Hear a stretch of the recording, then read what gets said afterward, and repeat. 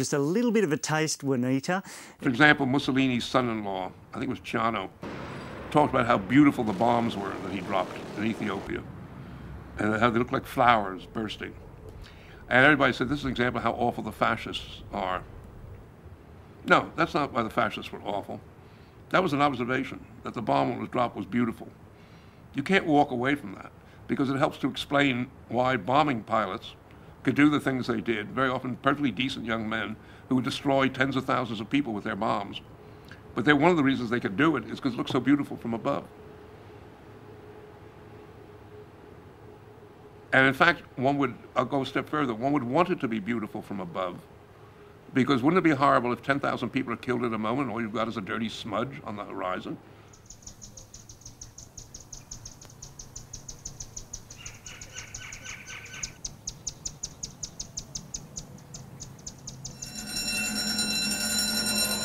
Another frequently asked question, did the crew ever know the targets?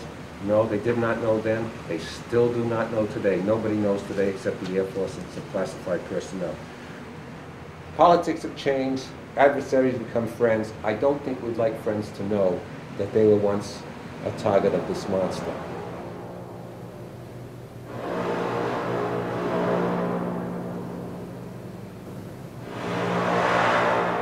We didn't win the Cold War. We bankrupted the Soviet Union. I remember I went over in 1984 and to Russia for the first time to visit it. When I came back a few weeks later, I was as angry at this country as I've ever been, ever, at my own country, because they obviously were not the evil empire, whatever they were. I mean, I knew that sort of before I went over, but it was so dramatic. It was a poor third world country that didn't function. And you didn't have to be a genius to figure that out for yourself. Nothing worked there. Everybody was profoundly depressed. It was an immense country, and it was immensely depressed. They didn't want a war. They had no desire. They hardly wanted to cross the street. They were so depressed. All the while, of course, America was keeping up the pressure of the arms race, which was wrecking the Russian economy. The alternative of having a peace where the Russians would not be bankrupted, but would have some kind of economy that very slowly could enter the modern world and be opened and possibly function, was a nightmare to the capitalist powers that were running this country. The feeling was, what if it works over there? What if they end up with a communism that is economically viable? Where are we then? No, let's bankrupt them. Well, the argument was, if we bankrupt them, our deficit goes up and up and up. And the answer was, let it go up and up and up. That'll end the great society here. Once the Russians are gone, we don't have to have a great society here. We had the great society because we wanted to be able to argue to the rest of the world that we take care of our poor people and our black people just as well as the Russians would, or better. Now we won't have to have it once communism is gone. I think it was a prodigiously, a monumentally cynical set of movements. I would call it evil, finally.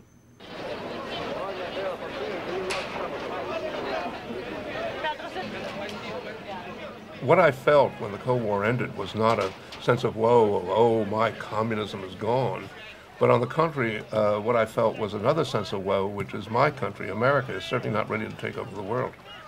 You know, that we're too greedy, we're too dishonest, we're too vain, we're too insecure in our sense of ourselves.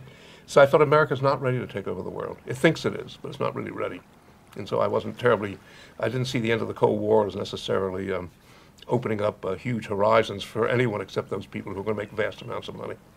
The world is in transition. The defining challenge of the 90s is to win the economic competition, to win the peace. We must be a military superpower, an economic superpower, and an export superpower. Here's what I'm fighting for. Open markets for American products, lower government spending, tax relief, opportunities for small business, legal and health reform, job training, and new schools built on competition ready for the 21st century.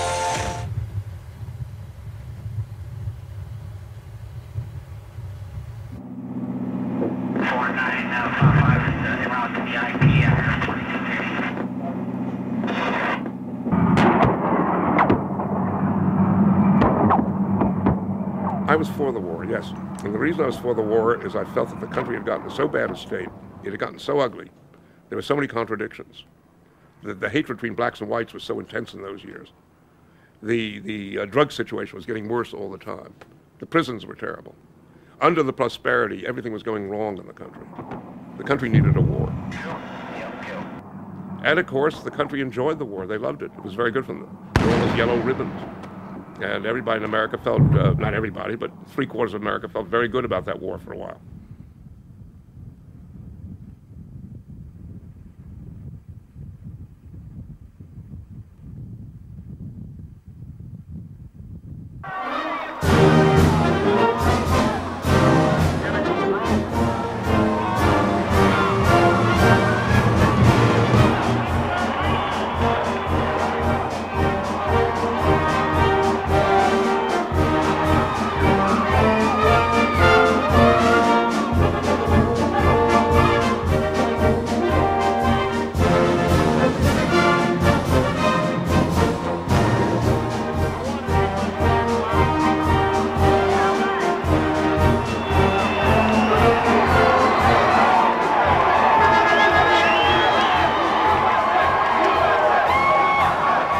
Since we need war, then I say to you, the next thing you have to have is controlled wars. Wars that are totemistic, symbolic, where the side that wins is honored, the way a team that wins a football game, a Super Bowl, is honored because they won the game. Do solemnly swear that I will support and defend the Constitution of the United States of America.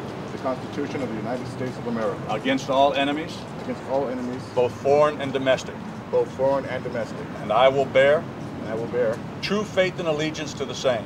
True faith and allegiance to the same. And I take this obligation freely. And I take this obligation freely. Without purpose of evasion. Without purpose of evasion. Or mental reservation. Or mental reservation. I pledge allegiance. To the flag. Of the United States of America. And to the republic. For which it stands. One nation. Under God. Indivisible, with liberty and justice for all.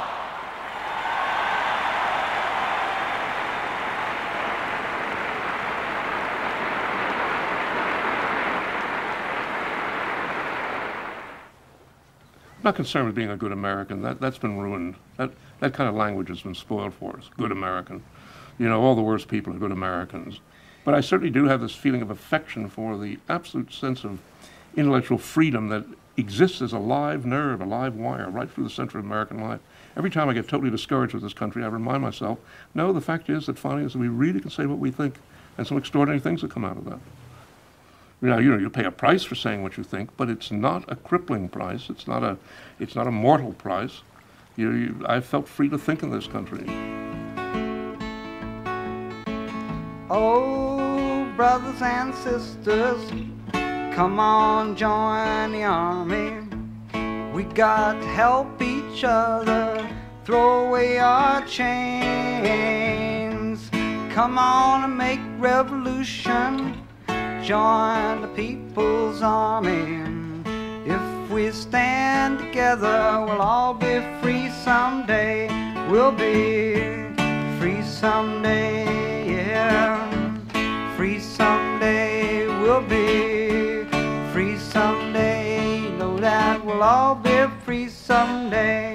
We'll be free someday, yeah.